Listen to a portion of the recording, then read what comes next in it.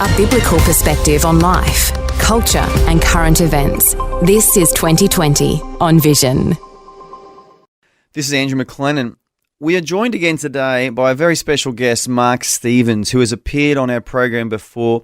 He achieved childhood stardom on a TV show across Australia called Young Talent Time. He then graduated to the TV show Neighbours, embarked on a career change into the UK as a singer and performer, and in a journey of darkness involving drugs and excessive living, he found Jesus in the UK.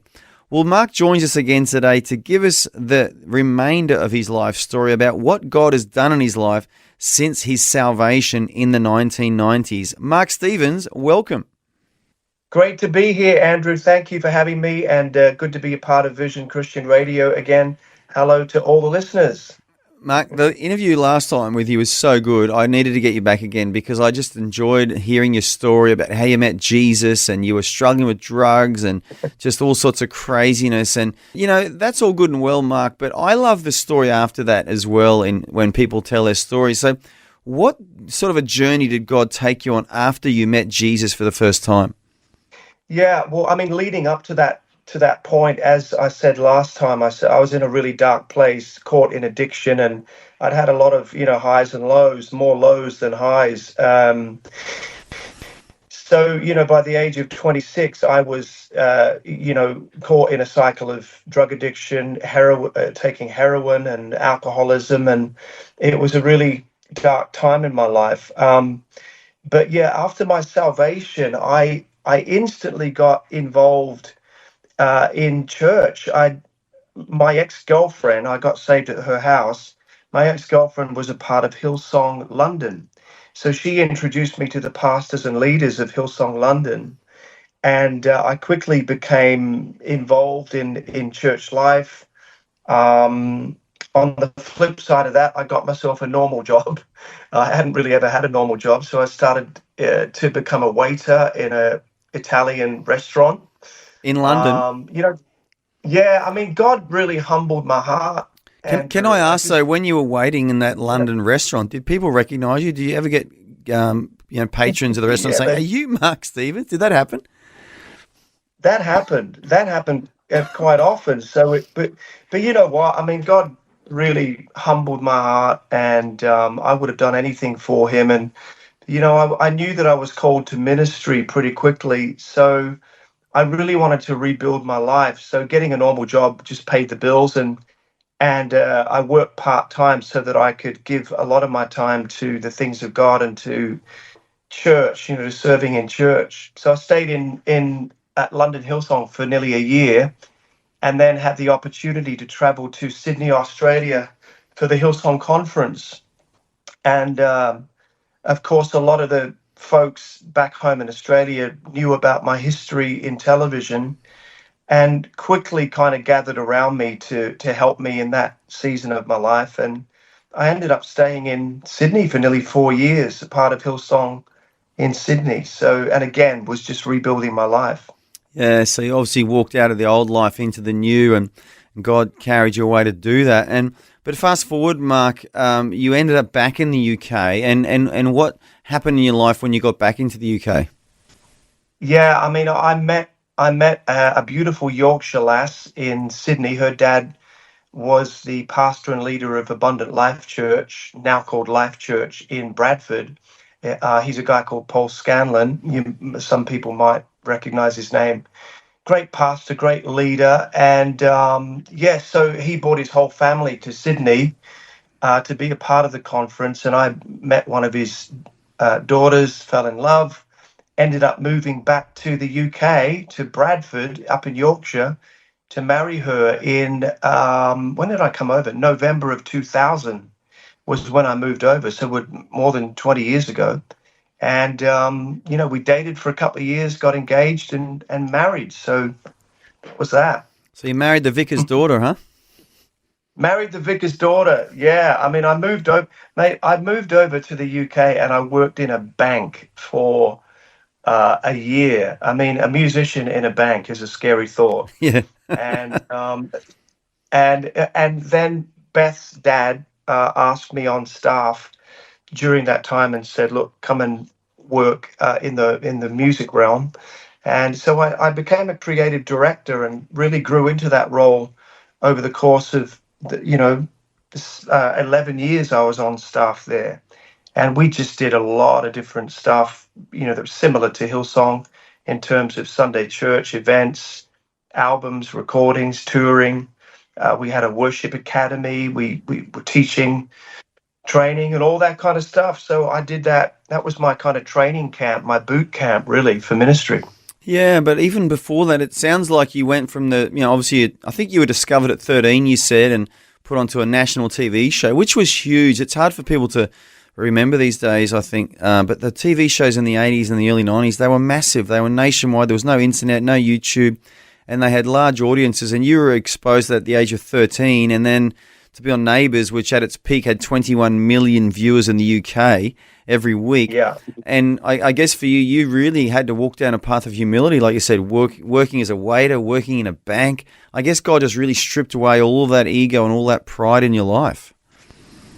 Yeah, I think, I went to the top of the mountain in many ways at a young age, and I looked over it and I saw that it couldn't give me what I needed. So I went on the quest of crying out, there must be more than this. I mean, if fame can't fulfill me, if money can't fulfill me, if alcohol and addiction and a promiscuous life can't fulfill me in the way that I need, what is it? And then, of course, I had my encounter with Christ and recognized that he was the one I needed. So my faith, it overtook everything. It kind of eclipsed my faith and my love and my passion for Jesus and the church, just eclipsed everything. And I knew that I was called to ministry. So I guess it was just a fact of working my salvation out and growing in the things of God, so that I could let God open the doors for me. Brilliant.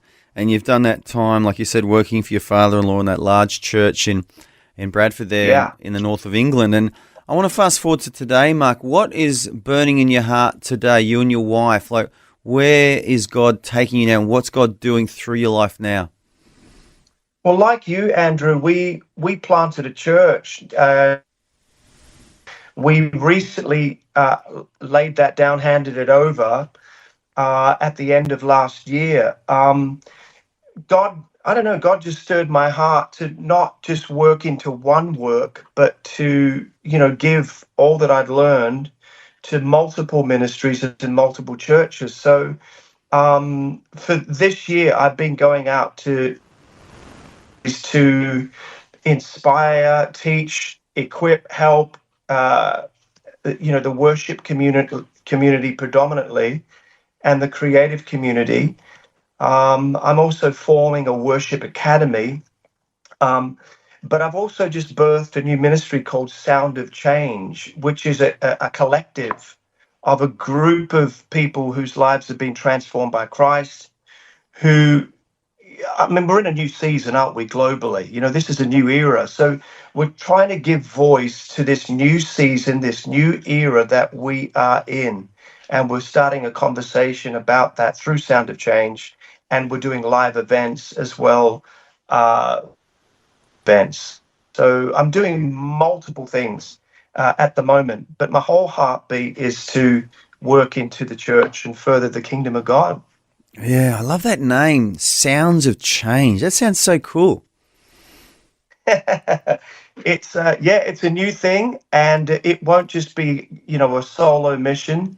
This is going to be a collection of like-minded individuals who are saying essentially the same thing, but are saying it in different ways. I want to get disruptors involved in Sound of Change who are out there on the fringes, out there on the edge, who are really breaking through into new places, and who are understanding, the season and the time and the hour that we are in, and are giving voice to that. So I think a new sound is emerging, in every facet across the world. God is repositioning people. God is realigning people. God is, has turned the page, and we are in a new era. It's evident. Yeah. If I was to ask you what 3 words summarize what's behind the sounds of change, what would those 3 words be? Well, I probably couldn't boil it down to 3 words, but it's all about giving voice, bringing clarity, and being a prophetic voice to this generation. Well, that's 3 words, and that makes a lot of sense. So having a voice, having clarity in your voice, and having a word for now from God, that's a great summary right there. Absolutely. But doing that through every modern means available, and doing that through music and creativity, and also through communication. I mean, I've just partnered with Leeds United Football Club and Yorkshire Police over here. They are launching a new initiative into high schools across the region called Positive Choices. So, that's something that I'll be doing as well, talking to young people in high schools about the pitfalls of life, and speaking into their, being a voice for them as well. So that's an exciting thing that's just about to happen. That's very exciting. And is it being funded by the Leeds Football Club, or are you actually ministering to the players and the support staff around the Leeds club as well?